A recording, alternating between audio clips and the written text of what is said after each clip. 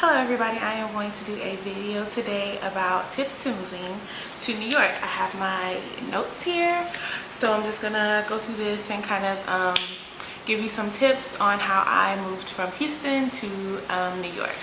I've been here for almost a year now. It'll be a year in October, and to give you a little bit of a backstory, I basically moved here from Houston after I had got laid off of my job, and I was just searching in Houston. I was determined to work in my field. I work in fashion, by the way, so I was determined to stay along the path of working in that field. So I decided, like, okay, maybe I just need to move, maybe I need to go somewhere else. And I was just on the phone with my best friends, and I was like, you guys, I think I'm gonna buy a ticket to New York. I think I'm gonna do it. I think I'm gonna do it. And they were like, do it, do it, do it. So I ended up buying a one-way ticket for like 160 bucks and moving to New York. So I had always planned on moving after I graduated from college. I had always planned on, you know, living at home, saving my money, and then moving to New York or LA or just moving anywhere. So my first tip would be to make sure that you have enough money saved. I know a lot of people want to be like a struggling, starving artist, and they want to just like go and make it and just go, like, they want to have that story like, I came to New York with $20 in my pocket.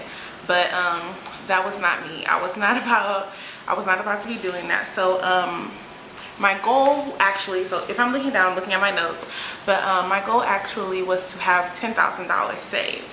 But because of my situation and you know, like unplanned expenses and getting laid off and things like that, I actually didn't have $10,000 saved. I had around like maybe $7,000. But you know, I was able to save because I lived at home when I graduated from college.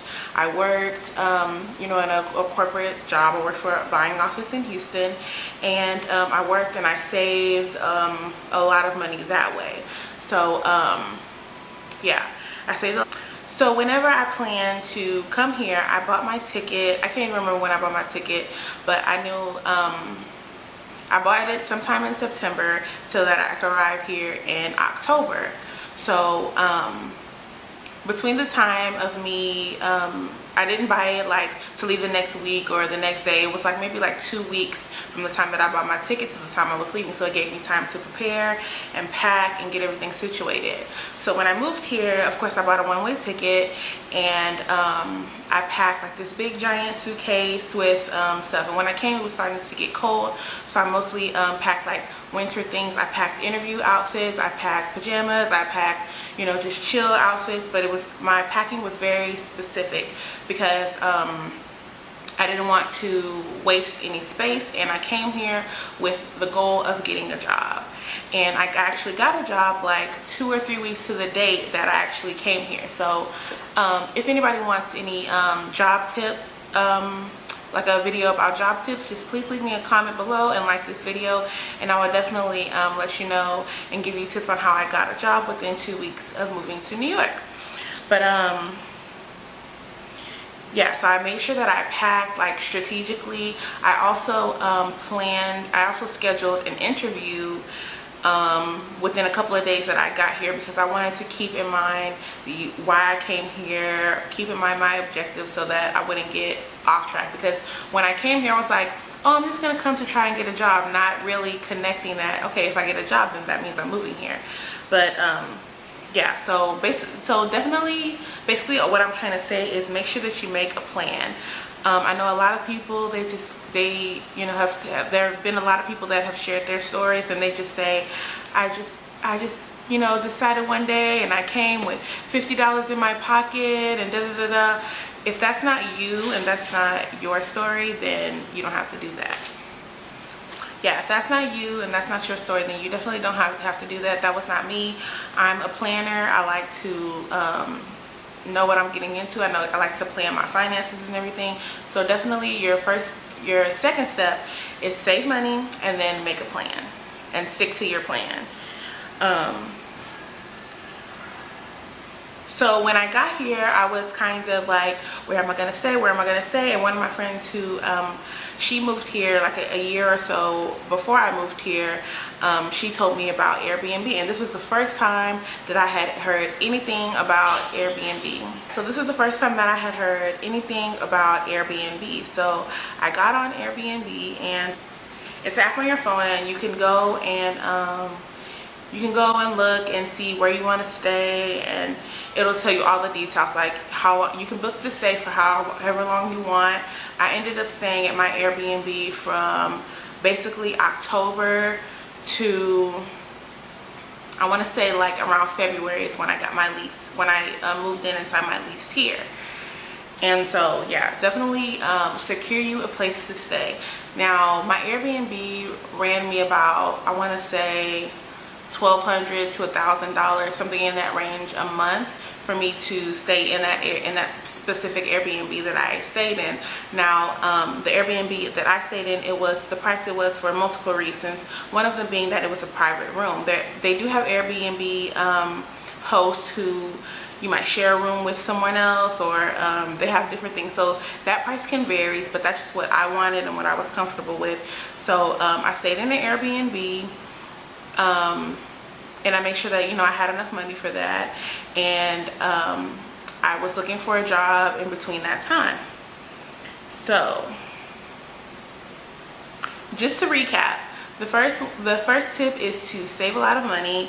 The second tip, what did I say the second tip was? Yeah, you definitely want to save a lot of money.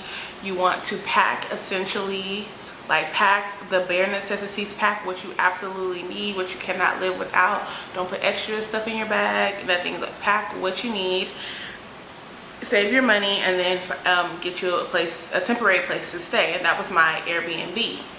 So while I was at my Airbnb, you might hear some sounds from my apartment, but anyways. While I was at my Airbnb, I was looking for appointments. I had, not appointments, I was looking for a job, and I was going on different interviews to different recruiting agencies and different companies, and then I finally got a job. So once I got a job, I was like so excited, like, yeah, I got a job. And then I had to find an apartment. Now, this was my first time ever finding an apartment outside of like living in college, where it's kind of like the apartment complexes around all know that college kids want to stay here, so it's like a lot easier for you to go through the application process and actually find an apartment. So outside of my college apartment experience, it was my first time going out on my own and finding an apartment. And I learned a lot of things along the way. One thing that I learned was credit. Credit is what you need to get the apartment. So credit, first you have to make sure that your credit is in check. Even if it's not in check, but basically what you need to do is, what a good tip and what I will do next time is find out which one of those credit bureaus is your highest score, because your highest score is going to lead you to get into an apartment easier, get into the apartment for cheaper, as far as your security deposits, and you know, whether you have to pay security and first month and last month, you know, those specific things like that. So first find out which credit bureau is your highest credit score.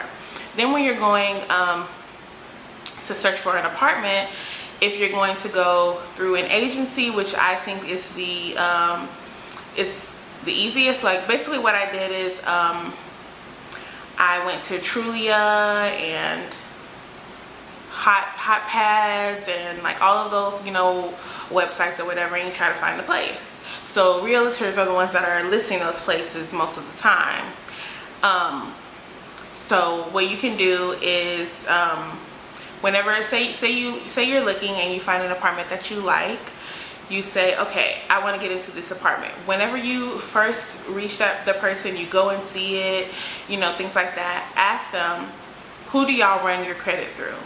That should be like one of your very first questions, because that can help determine if you're going to get into the place or not. I would prefer, and I think that it's the best practice, to go with a person that has that runs their credit through your highest credit bureau. I say that for several reasons. For one, you won't have to pay multiple multiple application fees. For example, whenever I first started, I went through this one place and they ran it through my credit through Experian, which I later found out is like everybody's lowest score, and my score wasn't even really technically like low, but that apartment wanted a specific thing. So whenever I found this place that I'm in right now, they ran it through something else, and my credit was like really good. My credit score was really good with that company, so it just let me know that there's a less of a likely chance that I wouldn't get the apartment. It just basically gives you a better chance of getting into the place at a better rate and agreement than you would if there was a lower, if you went with the person that did a lower credit bureau, if you get what I'm trying to say. So when you're looking for an apartment, that would be one of my first questions. Second is you want to make sure that you walk around the neighborhood and walk around, you know, on the days where you're not out there looking for a job and giving your resume out and going on interviews. You should definitely make sure that you walk around Brooklyn. I live in Bushwick. I like this area, so I live in Bushwick. My Airbnb was in Lefferts Garden, and that area was pretty nice. Now, when I say nice, it's definitely not nice in comparison to when I lived in Texas, where like it's very, like, you get a lot more bang for your buck. The neighborhoods are much cleaner than New York. I feel like everywhere in New York is dirty and trashy. So you just want to stay in a place that's like less dirty and less trashy, if you kind of get what I'm saying. But you want to make sure that you stay in a place where that's quiet. There is a lot of I don't like foot traffic around my area, which I feel is kind of a good thing, because there's, you know, as I go to work, I always see the same people. They're all going to work. When I come home, I see the same people. You know, they're playing outside with their kids. So in a sense that, you know, you won't be the only person on your block coming home at night from the train. That's a good plus for me. So you want to, you know, make sure you walk around the area, see which areas you like. Like, for example, like if you see somebody walking out of a building, say, hey, do you like this area? You know, hey, I'm looking at places. Do you like this area? What don't you like about this area? How's your apartment? What don't you like about your apartment? You know, talk to people and ask questions, and just get a feel for the neighborhood so that you find the best place for you. So yeah, get to know the area, and then definitely be realistic in your price range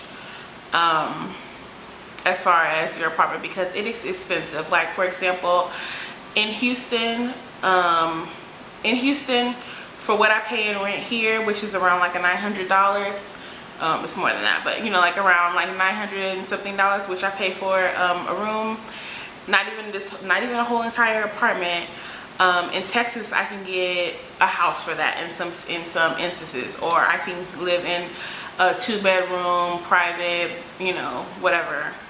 So just be realistic about your price range, and definitely understand that in New York, the real estate is much different than Texas or any other place that you're looking at, because New York is full of people, it's crowded, and they want to get more bang for their buck. So there will be some instances where you look at the online listing and it's like, oh, a 1-bedroom for $900. Okay, yeah, it might say that, but that's for one room in perhaps 4-bedroom or 3-bedroom apartment. It's not for like a 1-bedroom apartment. It's for one room in an apartment. So you just kind of have to look at those details when you're looking at, like, you just kind of have to look at those details when you're looking at an apartment, and just make sure that you understand what you're getting yourself into, and you get the bang for your buck. Yeah, so I think that's pretty much it as far as my tips. If I forget anything, I'm definitely going to put it in the description bar, and I'm going to maybe list things out, and I also will be putting some information on my blog, xoxowithstyle.com, so that you can find more information and more tips and tricks on moving to New York. yeah, like I said, I've been here for pretty much a year. It'll be a year in October, and I don't like New York. I definitely don't see myself living here for 10 to 15 years or anything like that, but it has been a good experience, and I just wanted to share my experience with other people, share some things that I have learned along the way, and share some tips and tricks on how I moved here to maybe, you know, inspire you to move here, you know, if you decide this is where you want to be. And this is not even necessarily to move to New York. It could be tips to moving anywhere, you know. So yeah, just make sure that you save money. Save money. That's like a big thing. Like it just will make you feel more, it'll make you feel more confident when you're going for interviews perhaps, or it'll make you feel more, it'll just make you feel more secure if you have some money saved. I know that for me, it made me feel more secure. And then also I didn't wait until my money got low to be trying to find a job. As soon as I got here, I had already had interviews set up. I already was sending my resume out to people. I had already had conversations with recruiters on LinkedIn and things like that, you know. And I can get more into detail on that in a separate video about tips about getting a job. You know, just if you want to see that video, let me know in the comments below, and I will definitely film that for everybody and get that video for you. And then just to let me check my Instagram. I had made a post, also follow me on Instagram at xoxowithstyle. I had made a post to let all of my followers know that I would be filming a video, and so I don't really think anybody ask me questions, but just so I can check. And just so you know, this is my Instagram. Can you see? Well, you can't even see, but let me check my Instagram to see if there's any comments.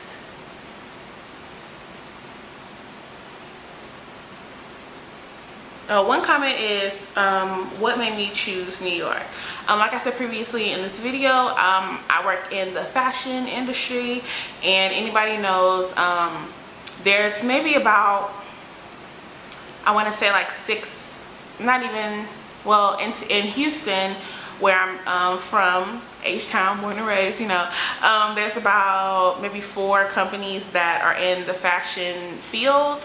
As far as they do have some small designers out there that don't necessarily, you know, have like a big